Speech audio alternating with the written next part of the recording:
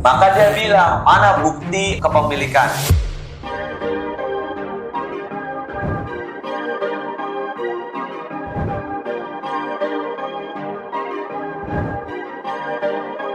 Perfect. Perfect.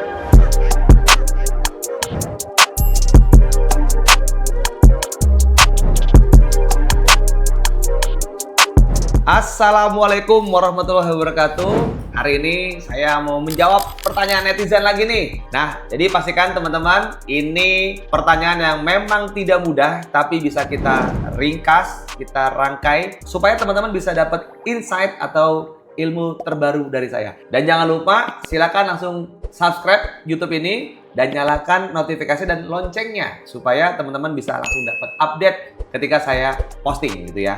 Oke, pertanyaannya.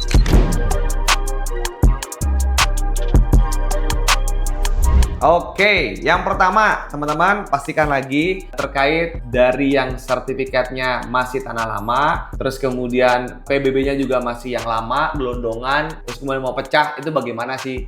Yang pertama teman-teman pengajuan dulu. Satu, bisa melalui dari yang namanya kelurahan. Kalau sekali lagi ini belum SHM, tapi kalau sudah SHM maka langsung aja datengin ke BPN untuk apa? Proses pecah sertifikat. Nah, nanti di dalam ada surat pengajuan gitu ya, di dalam BPN tersebut, dari surat tersebut gitu ya, nanti ajukan ke BPN. Nah, begitu diajukan ke BPN, nanti akan ada petugas ukur datang ke tempat kita. Sekarang ini ya, pengukuran hanya 3 hari ya setelah didaftar, kemudian nanti setelah diukur 1 hari sudah langsung dapat hasilnya. Pastikan lagi ini untuk teman-teman pecah. Bagaimana Pak caranya? Yang pertama, siapkan dulu dokumen sertifikat aslinya, kemudian KTP, kemudian surat pernyataan bahwa tidak sengketa. Yang ketiga, formulir. Nah, formulir mana tuh? Itu ada di BPN. Nah, habis itu baru bayar SPS, surat perintah store, yang dimana nanti akan dihitung dari petugas BPN. Satu, dari biayanya berapa gitu ya, biaya satu bidangnya berapa. Nah, nanti yang kedua adalah biaya ukur. Nah, biaya ukur itu tergantung dari luasan teman-teman.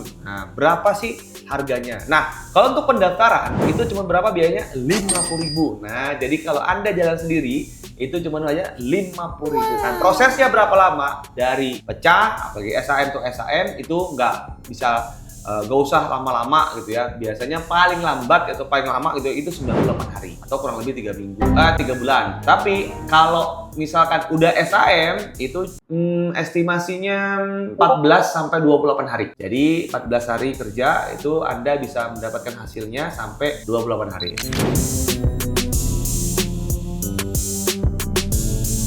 Sangat hati-hati ketika kita beli sertifikat atau rumah gitu ya, itu hanya PBB saja. Ingat, PBB itu adalah bukti kita bayar pajak, bukan kepemilikan tanah. Jelas?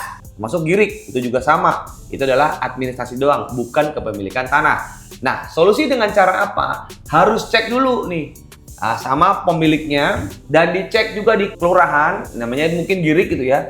Nah, sehingga teman-teman nanti ajukan ke BPN. Begitu ajukan ke BPN, nanti akan petugas ukur datang ke tempat kita untuk ukur-ukur. Ada namanya panitia A, ada panitia B gitu ya. Panitia A nanti panitianya lihat kanan kiri depan belakang itu siapa, batas-batasnya ya. Batasnya apa? Batas kanan itu si Ibu Marpuah gitu ya. Misalkan yang batas sebelah kiri itu Ibu Siti, misalkan seperti itu. Nah, jadi semua akan dicek dan dimintain tanda tangan dan dimintain fotokopi. Nah, dimintain fotokopi KTP-nya, tanda tangan supaya apa? Rumah tanah tersebut bisa langsung diganti atas sama kita. Nah, langkah kedua, jangan 100% langsung bayar kepada penjualnya. Kenapa? Karena kita harus cek dulu nih, bener nggak itu pemiliknya. Yang kedua, betul nggak tidak ada sengketa. Maka pastikan lagi harus dicek dulu, jangan dilunasi. Nah, setelah diukur, nanti akan ada pendaftaran, ada pencetakan sertifikat. Itu sebenarnya simpel ya.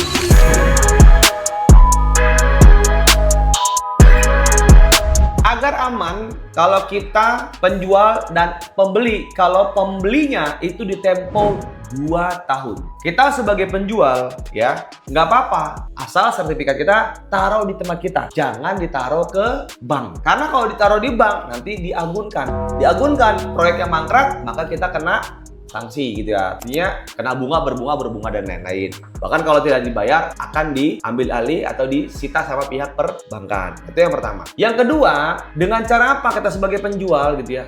Dikunci dengan pakai PPJB. Apa itu? Perjanjian Pengikatan Jual Beli plus SKM. Apa itu? Surat kuasa menjual. Supaya dia bisa menjualkan lagi ke orang lain. Kita tahu sistem seperti ini adalah yang sering dilakukan para developer ya. Jadi belum lunas tapi di PPJB kan, dan itu akan dibayar bertahap. Singkat cerita, kalau kita sebagai pembelinya, maka apa yang dilakukan supaya kita aman?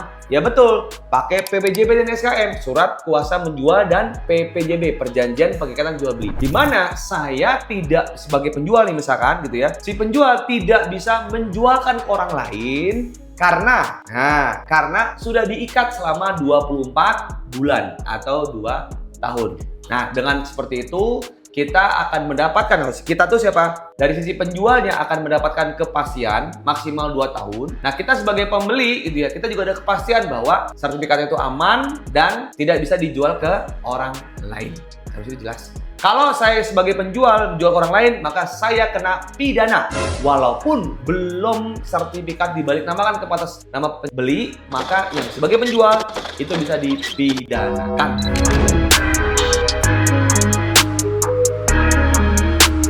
Kalau seperti itu, surat keterangan tanah itu ya selama belum ada AJB maka tidak akan terjadi balik nama. Bagaimana caranya? Maka ya udah, kalau memang kasih sertifikat ya boleh-boleh saja, tapi si BPN tidak akan menerima aset atau data yang tidak lengkap. Maka di AJB lah kuncinya. Banyak juga BPN yang disalah-salahkan. Padahal BPN itu adalah menerima administrasi dari masyarakat. Kalau masyarakatnya palsu, maka masyarakat itulah yang harus ditindaklanjuti. Banyak orang yang menganggap BPN itu salah, BPN itu yang mafianya. Ternyata enggak begitu, brother. Nah, jadi dengan cara apa? Harus cek dulu datanya, betul nggak administrasinya. Dengan cara apa? Satu, konfirmasi dulu ya. Betul nggak nih si pemiliknya atas namanya Budi, misalkan seperti itu. Kemudian kemana konfirmasinya? Minta namanya validasi. Kita validasinya, kalau memang betul, segala macam petugas betul, maka bolehlah si BPN untuk mencatat dan mengganti balik namakan atas nama kita. Sekali lagi, kalau belum adanya transaksi AJB, itu tidak bisa untuk proses transaksi jual beli. Jadi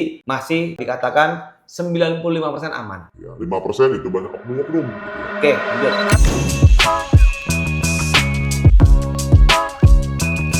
Kalau menurut pandangan saya, kalau misalkan dulunya Siti, sekarang Nur, maka harus ada surat keterangan. Satu, surat keterangan dari Dukcapil, ya. Yang kedua, surat keterangan dari pengadilan bahwa Anda tuh benar namanya ini, gitu ya, namanya Siti dan seterusnya, ya. Yang benar tuh apa? Sehingga itu nanti langsung ada pergantian atau mungkin perevisian atau pembetulan yang namanya sertifikat tersebut. Tetapi tidak lagi proses balik nama, bayar BPATB, tidak, karena bukan proses jual beli, tapi pergantian nama yang memang ada perubahan nama tersebut. Nah, perubahan nama itu cuma hanya di PNBP murah, nggak besar gitu, dan nggak bayar pajak. Nah, angka PNBP-nya itu tergantung gitu ya di wilayahnya. Nah, jadi saran saya adalah ketika mau ganti nama gitu ya, langsung aja minta konfirmasi ke BPN, Pak, tolong saya ganti nama, dulu namanya Siti, sekarang jadi Siti Khotimah, misalkan seperti itu. Nah, jadi pastikan lagi semua itu langsung aja datang ke BPN sendiri.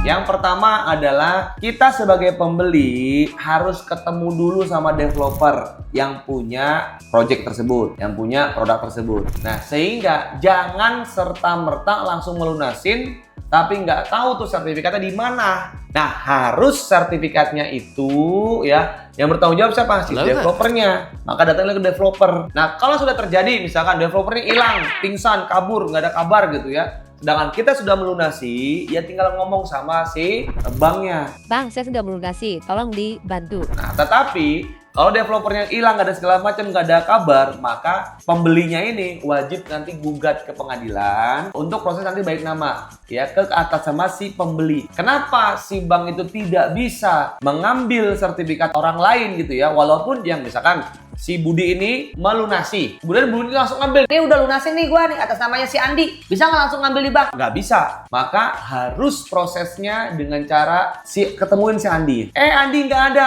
Pertanyaannya, Bapak sama Ibu sudah AJB atau PBJB belum? Nggak ada juga Pak, hilang. Ya maka mau nggak mau si Budi ini laporlah ke pengadilan untuk gugat punyanya si Andi supaya dapat surat keterangan atau surat putusan pengadilan. Di mana surat putusan pengadilan ini nanti akan direferensikan untuk ngambil sertifikat yang ada di pihak perbankan. Sehingga udah lunas, bisa ambil dan bisa proses balik nama di BPN. Sampai sini jelas?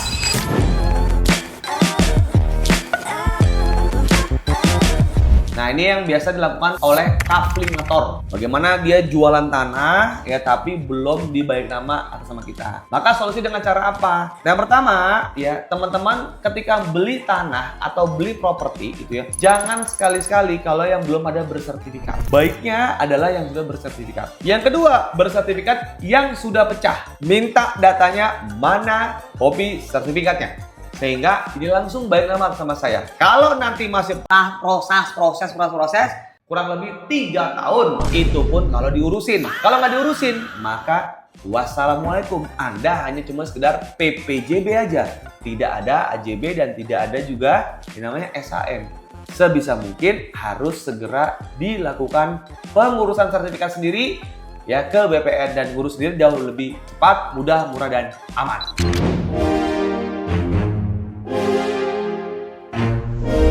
Sangat bisa. Kalau dia merasa, ya sekali lagi, kalau dia merasa hanya bayar PBB, maka dia bilang, mana bukti Anda kepemilikan? Ingat, saya punya girik, saya punya surat-suratnya, dasarnya apa dan dasarnya apa. Tapi kalau Anda PBB doang, itu namanya tanda Anda bayar pajak. Datang ke lokasi atau Anda nempatin tersebut, maka Anda tetap wajib bayar pajak PBB. Tapi kepemilikan kalau tidak ada, maka tidak bisa untuk proses Anda punya sertifikat. Nah, bagaimana kalau pemiliknya langsung? Nah, kalau pemiliknya langsung, please segera datang ke BPN untuk minta proses balik nama sertifikat dan pembuatan sertifikat atas nama sendiri dan pakai sertifikat hak milik. Sampai sini jelas? Sehingga Anda jauh lebih aman dan kekuatan hukumnya jauh lebih mantap.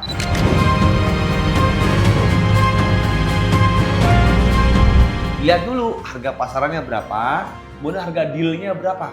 Nah, kalau harga dealnya berapa, nanti Anda akan dihitung-hitung nih sama pihak satu, notarisnya atau PPAT. Yang kedua, ya misalkan Anda pasaran 1 miliar atau 1 miliar, ternyata tiba-tiba Anda transaksinya cuma 600 juta, maka hitungan gimana? Berdasarkan dari 600 juta. Dan paling basic lagi di mana? Basic lagi adalah di harga NJOP-nya. Nah, kalau harga NJOP itu wajib kita minimal bayar ke negara di harga NJOP. Nah, teman-teman, kalau ada pertanyaan soal properti, ya kan, silakan komen di kolom komentar, ya. Dan kalau ada apa-apa, tanya gitu ya, silakan DM aja ke saya supaya bisa pencerahan dan bisa bermanfaat bagi teman-teman semua. Jangan lupa bantu like, subscribe, dan nyalakan loncengnya. Ketika nanti saya akan posting, Anda nomor 1 untuk mendapatkan informasi update dari saya. Semoga bermanfaat. Saya Dimas Anto, ucapan salam mantap.